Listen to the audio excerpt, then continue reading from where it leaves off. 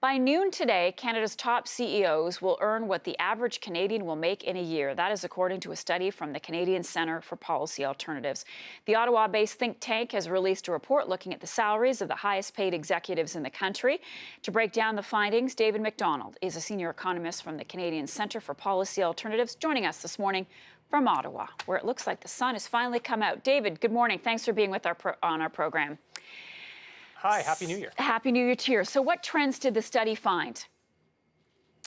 Well, what we're seeing is this year we've actually seen the highest average pay for the top 100 CEOs Which of is? the last 10 years that we've looked at about $9.5 million on average. So this isn't the highest pay, but this is the average. At the low end of the range, low end here is $3.7 million, and at the high end of the range is $183 million in 1 year, going to the CEO of Valiant in 2015. Oh, I can barely, I'm choking here. My goodness. So how many of these CEOs are in Canada? Do you know? Well, these are all Canadian. These are all the CEOs of Canadian companies. But how many the are there? Top 100 CEOs in Top Canada. 100. Top 100, yeah, that's right. And so their pay in about an hour or so, that amount of time, they'll already have received the average salary of the average Canadian, which is just under $50,000. This year, they make 193 times the average wage of Canadians. It used to be about 100 in the late 1990s, and it was about 40 times in 1980s. And so this gap between average worker and CEO has grown enormously. And it doesn't appear that there's any trend towards stopping it. I think this trend is going to just continue. This gap's going to continue to grow. Is this a problem? Oh, certainly it's a problem. And this is a fundamental question about who benefits when the economy does well, when we see GDP is up, when we see companies doing well.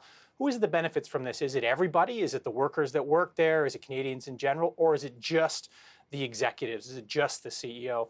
And I think what we've seen over the past 10 years of doing this report is that these gains are being concentrated at the high end. So CEOs and executives in particular seeing dramatic pay increases. They've seen a doubling in pay since 1998, whereas the average Canadian has only seen their pay gone up about 9% since 1998 in inflation-adjusted terms. So there's just a huge disconnect between who benefits when companies do well and the country does well.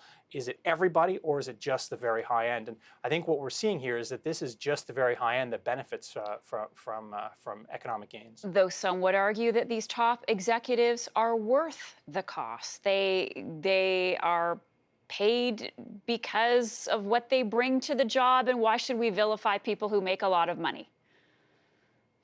Well, I think what's worth comparing is what these ratios used to be. So in the 80s, CEOs made 40 times what the average worker made, so still a substantial amount more money. Now they make almost 200 times what the average worker makes. They don't work 5 times harder. That it's not like in the 80s, CEOs only worked 1 day a week and now they work 5. CEOs have always existed. They've always worked hard. They've always made more than the average worker. The issue here is not that they make more. It's that the gap between what regular workers make and the CEO makes has grown so dramatically in the past decade or two. All right, David MacDonald with the Canadian Centre for Policy Alternatives. Thanks so much. Thanks for having me.